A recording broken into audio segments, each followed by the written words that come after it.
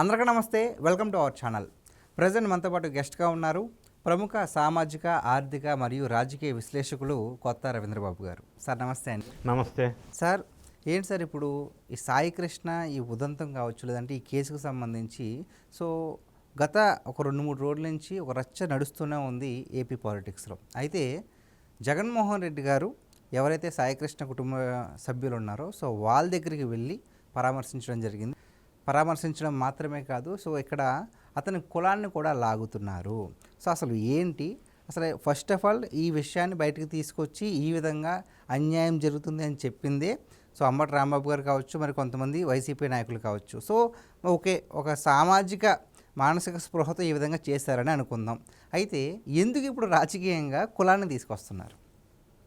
అంటే జనరల్గా ఇప్పుడు ఆంధ్రప్రదేశ్ రాజకీయాల్లో ఏ విధమైన ట్రెండ్ సెట్ చేశారంటే వైఎస్ఆర్ కాంగ్రెస్ పార్టీ ఎవరినైనా అక్రమంగా అన్యాయంగా ఎవరన్నా నిరూపించబడితే అరెస్ట్ చేస్తే కుల రాజకీయం తీసుకొస్తున్నాడు. వాడు ఆ కులం కాబట్టి ఎట్లా అరెస్ట్ చేస్తారు, బీసీని ఎట్లా అరెస్ట్ చేస్తారు, కాపుని ఎట్లా అరెస్ట్ చేస్తారు?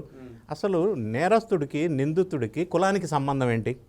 మీరు ప్రస్తావించినట్టుగా ప్రజెంట్ ఫర్ ఎగ్జాంపుల్ లిక్కర్ రవాణాకు సంబంధించిన ఒక కేసులో కారుమూరి నాగేశ్వరరావు కొడుకు సునీల్ని అరెస్ట్ చేశారు ఎన్ఫోర్స్మెంట్ డైరెక్టరేట్. ఎగ్జాంపుల్ చెప్తున్నా. దాని మీద ఏమి ధర్నా చేశారంటే, ఇతను బీసీ సామాజిక వర్గానికి చెందిన వ్యక్తిని అరెస్ట్ చేస్తారా, రాష్ట్ర ప్రభుత్వం కక్ష సాధింపు చర్య. ఏంటి కక్ష సాధింపు? అరెస్ట్ చేసింది ఎవరు? Enforcement directorate. కేంద్రాన్ని ప్రశ్నించండి. అసలు అరెస్ట్కి, తప్పుకి, నేరానికి కులానికి సంబంధం ఏంటి? బాధాకరమైన అంశం. ఇదొక ఫార్ములా పెట్టుకున్నట్టుగా అనిపిస్తూ ఉంది.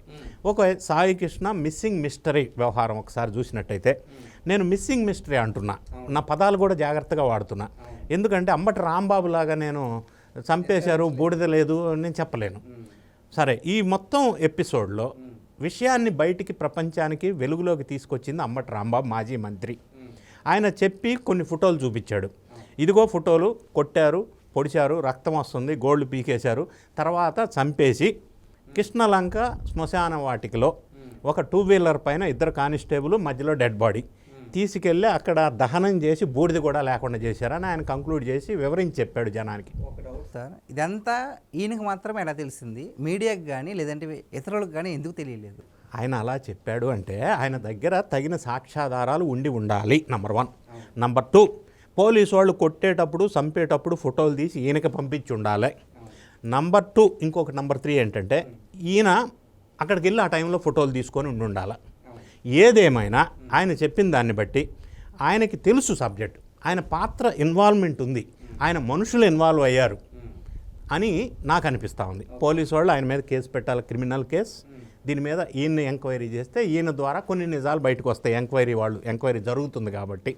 సరే, ఎందుకు ఈ విధమైన ప్రచారం తీసుకొచ్చారంటే, కాపు కులానికి సంబంధించిన సాయి కృష్ణ కాబట్టి ఇప్పుడు కులం పేరుతో రాజకీయం చేయాలని ఒక రాజకీయ వ్యూహంలో భాగంగా అంబటి రాంబాబుని ముందు పెట్టి నాటకం ఆడిచ్చారు. సార్, సేమ్ ఇదే విధంగా మరి కొద్ది రోజుల క్రితం చూసుకుంటే కనుక అంబటి రాంబాబు గారిని జైల్లో వేయడం జరిగింది. చంద్రబాబు నాయుడు గారిని ఏదో అన్నారు. కాపు పులి, కాపు సింహం అని చెప్పేసి ఆయన ఎలివేట్ చేయడం జరిగింది. ఎప్పుడు కూడా అంబటి రాంబాబు గారిని ఆ విధంగా ఎలివేట్ చేయలేదు. ప్రత్యేకంగా ఈ మధ్య కాలంలో కాపు సామాజిక వర్గాన్నే వైసీపీ ఎందుకు టార్గెట్ చేస్తుంది? Yes, straight question, straight answer. నేను విజయసాయిరెడ్డి గారి వ్యాఖ్యలు తీసుకుంటా ఈ విషయంలో. విజయసాయిరెడ్డి గారు గతంలో ఏదేమనుకున్నా, ఎవరేమనుకున్నా, ఆయన నేరస్తుడా కాదా దాని జోలు నేను వెళ్ళటంలా. ఆయన ఒక వ్యూహకర్త, అది కరెక్ట్.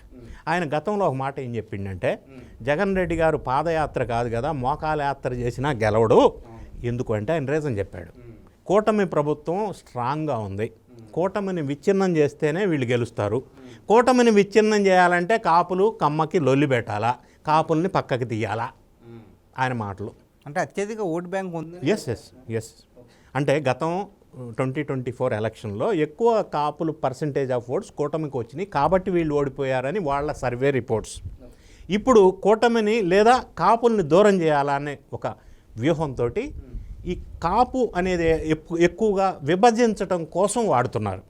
ఇప్పుడు ఈ విషయం వాళ్ళ ఊహించని విధంగా ఇది నాటకం మొదలుపెట్టిన తర్వాత సిఐ నాగరాజు కూడా అదే కులానికి సంబంధించిన వ్యక్తి అని తేలింది ఒకటి.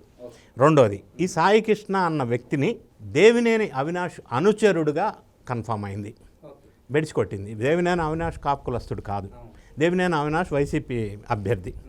సో ఈ రకమైన నేపథ్యంలో అది వర్కౌట్ అవ్వలా. సరే, మీరు అన్నట్టుగా జగన్ రెడ్డి గారు బాధిత కుటుంబాన్ని పరామర్శించారు.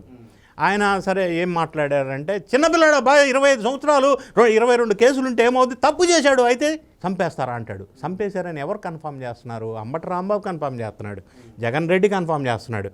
ఈ 2 సంఘటనల తర్వాత జడా శ్రావణ్ ఒక అడ్వకేట్, ఆయన ఏం కన్ఫర్మ్ చేశాడంటే, ఆయనకి దగ్గర సమాచారం ఉంది, ఆయన కేసు పెట్టి క్రిమినల్ కేసు విచారిస్తే ఆయనకి తెలిసిన సమాచారం చెప్తే ఈ కేసు ముందుకు వెళ్తుంది. 100% పెట్టవచ్చు. ఆయన చెప్తున్నాడు కదా. ఆయన ఏం చెప్తున్నాడు, విజయవాడలో ఒక ప్రైవేట్ హోటల్ లాడ్జ్లో ఈయన పేరుతో, సాయికృష్ణ పేరుతో రూమ్ బుక్ చేశారు. సాయికృష్ణని ఆ రూమ్లో పెట్టారు. సిఐ నాగరాజు అక్కడికి వెళ్ళాడు, హింసించారు. తర్వాత మణిపాల్ హాస్పిటల్కి తీసుకొచ్చారు. అక్కడ వాళ్ళు చనిపోతాడు మాతో కాదన్నారు. మళ్ళీ వెనక్కి తీసుకొచ్చి రూములో ఆర్ఎంపీ డాక్టర్ చేత కుట్లు అవి ఇవి వేపిచ్చేసి చంపేసి శవాన్ని మాయం చేశారు అనేది జడా శ్రావణ్ వెర్షన్. చాలా పెద్ద స్క్రిప్ట్ అయితే ఆయనకి తెలిసి ఉండొచ్చుగా. ఆయన దగ్గర సాక్ష్యాధారాలు లేకుండా మాట్లాడగా ఆయన మీడియాలో ఇది కూడా చెప్పాడు, నేను విన్నాను, నా దగ్గర సాక్ష్యాలు ఉన్నాయి అన్నాడు. సో ఇప్పుడు పోలీసు వాళ్ళు వీళ్ళిద్దరి మీద క్రిమినల్ కేసులు పెట్టి విచారిస్తే ఒకవేళ నిజమైతే సాక్ష్యాలు దొరుకుతాయి కదా, కేసు ముందుకు వెళ్తుందిగా. అందరికీ కేసు బయటికి రావాలనేది కదా ఆశ. సో అదొకటి. సో జగన్ రెడ్డి గారు ఎప్పుడైతే ఈ కుల రాజకీయం చేయాలని ఇక్కడ ప్లాన్ చేసి వ్యూహం చేశారో, అక్కడ కూడా పేరు తీసుకొచ్చి ఈ కులానికి చెందిన వ్యక్తి అన్నాడు. సో అది బెడిసి కొట్టింది. తర్వాత అది బూమరాంగ్ అయింది. సో ఒక అంశం. రెండో అంశం, కూటమి ప్రభుత్వం నిష్పక్షపాతంగా సిట్టేశారు, ఎంక్వైరీకి ఆదేశించారు. ఈ లోపే వీళ్ళు ఇవన్నీ కథలు చెప్తున్నారంటే వాళ్ళకేం సమాచారం ఉంది, ఎలా వాళ్ళు కన్ఫర్మ్ చేస్తారు? విచారణ జరుగుతూ ఉంటే సిఐ మీద సెక్షన్ 107, సెక్షన్ 127 ఇటువంటి కఠినమైన సెక్షన్లు పెట్టారు. సో అది ఏం జరుగుతుందో విచారణలో కదా తేలాల్సింది. వీళ్ళు ముందుగానే ఎట్లా ఊహించి చెప్తారు? ఇప్పుడు సిఐ మీద యాక్షన్ తీసుకున్నారు. చంద్రబాబు నాయుడు గారు బాధిత కుటుంబాన్ని ఇంటికి పిలిచి మాట్లాడారు. యాక్చువల్గా ఆ కుటుంబం రౌడీ షీటర్కి సంబంధించిన కుటుంబం. కానీ రౌడీ షీటర్ అయినా, ఎన్ని కేసులున్నా పోలీసు వాళ్ళ పరిధి దాటి చట్టాన్ని చేతిలోకి తీసుకొని హింసించకూడదు, లాకప్ డెత్ చేయకూడదు.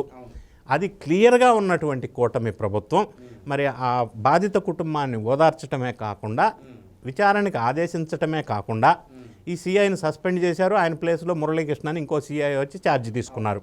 ఇప్పుడు విచారణ జరుగుతుంది. విచారణలో తేలితే ఆయన మీద అప్రాప్రియేట్ సెక్షన్స్ ప్రకారం చర్యలు తీసుకుంటారు. ఇదే జగన్ రెడ్డి గారు ఈరోజు నిన్న మాట్లాడుతూ సిబిఐ విచారణ చేయాలి అన్నాడు. నేను పాయింట్ వస్తా, స్ట్రైట్ క్వశ్చన్ అడుగుతున్నా. ఇదే జగన్మోహన్ రెడ్డి గారు వాళ్ళ ఎమ్మెల్సీ అనంతబాబు వాళ్ళ డ్రైవర్ని హత్య చేసి ఇంటెదురు డోర్ డెలివరీ చేసినప్పుడు సిబిఐ ఎంక్వైరీ వేసి ఆ పోలీసు అధికారుల్ని ఆ కన్సర్న్డ్ పర్సన్స్ మీద ఏమి యాక్షన్ తీసుకున్నారు? ఏం తీసుకోలేదు కదా, తీసుకునేది ఉండే కదా. మరి కాదంబరి జత్వానీ కేసు ఏమైంది? కస్టోడియల్ టార్చర్ చేసిన రఘురామరాజుని కస్టోడియల్ టార్చర్ చేపించిన సునీల్ నాయక్ని ఆయన అడ్డు పెట్టుకునే చేపించారు కదా. వీటితో పాటు వాళ్ళ సొంత బాబాయ్ వివేకానంద రెడ్డి మరి సిబిఐ ఎంక్వైరీ ఎందుకు వేయలేదు? మరి డాక్టర్ సుధాకర్ని ఎందుకు చంపేశారు? చంపి వేయబడ్డాడు ఆయన, ఎందుకు ఇటువంటివి చేశారు? అప్పుడు సిబిఐ ఎంక్వైరీస్ ఎందుకు వేయలేదు? అప్పుడు ఆ వ్యవస్థలో ఉన్న అధికారుల మీద చర్యలు ఎందుకు తీసుకోలేదు? మరి ఈరోజు అప్రాప్రియేట్గా ప్రాపర్గా ప్రొసీజర్ ప్రకారం ఎంక్వైరీ చేసి ఆల్రెడీ సస్పెండ్ చేసి ఫస్ట్ ఇనీషియల్గా ఆరోపణలు రాగానే వీఆర్కి పంపించారు, తర్వాత సస్పెండ్ చేశారు, తర్వాత ఎఫ్ఐఆర్ కఠినమైన సెక్షన్లు పెట్టి ఎఫ్ఐఆర్ పెట్టారు, తర్వాత special investigation team already investigation start అయింది. ఇంత ప్రాపర్గా ప్రొఫెషనల్గా ఏం చేయాలో అది చేస్తూ ముందుకెళ్తుంటే కూటమి ప్రభుత్వం వీళ్ళు ఊహించలేని విధంగా కుల రాజకీయం చేయాలనుకొని బూమరాంగ్ అయ్యి ఏం చేయాలో అర్థం కాని అయోమయ పరిస్థితికి నెట్టవేయబడింది వైఎస్ఆర్ కాంగ్రెస్ పార్టీ. గతంలో చేసిన వాళ్ళు వాడుకున్న అధికారులను ఏ విధంగా వాడుకున్నారో రకరకాలుగా వాళ్ళ స్వార్థం కోసం, రాజకీయం కోసం, ఈరోజు కూటమి ప్రభుత్వం అలా కాకుండా వాళ్ళ అధికారంలో ఉన్న అధికారులైనా సరే నిష్పక్షపాతంగా ఎంక్వైరీ జరుగుతుంది, సస్పెండ్ చేశారు, యాక్షన్ తీసుకున్నారు కదా. సో వాళ్ళు అనుకున్నది వేరు, కుల రాజకీయం చేయాలనుకున్నారు, అది వర్కౌట్ అవ్వలేదు. కూటమి సక్రమమైన మార్గంలో వెళ్తూ ఉంది, గతంలో వాళ్ళలాగా చేయలేదు. కాబట్టి ఇప్పుడు ప్రజలు అప్రిషియేట్ చేస్తున్న సందర్భం. ఇది మాట నేను చెప్పట్లేదు, బాధిత కుటుంబం చంద్రబాబు నాయుడు గారిని కలిసిన తర్వాత వాళ్ళు సాటిస్ఫాక్షన్ వ్యక్తం చేశారు.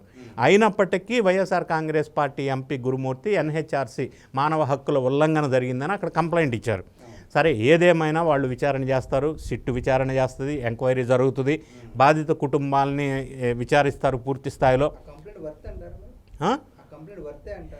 100% కదా. ప్రొసీజర్ ఫాలో అవుతున్నారా లేదా? ప్రొసీజర్ ఫాలో అవుతున్నారు.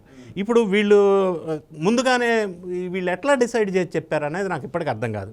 వాళ్ళని విచారణ చేస్తే అర్థమవుతుంది. ఇప్పుడు సపోజ్ సిఐ నాగరాజే లాకప్ డెత్ చేశాడు అని అనుకుందాం. జనరల్గా పోలీసు వాళ్ళు విచారణకు పిలిచినప్పుడు ఈ నిందితుడు లేదా నేరస్తుడు ఏదన్నా జరగకూడని జరిగితే జనరల్గా మనం చూసేది ఏంటంటే విచారణకి పిలిచిన సందర్భంలో ఎక్కువ ఒత్తిడికి లోనే హార్ట్ అటాక్ వచ్చి చనిపోయాడు అని అంటారు.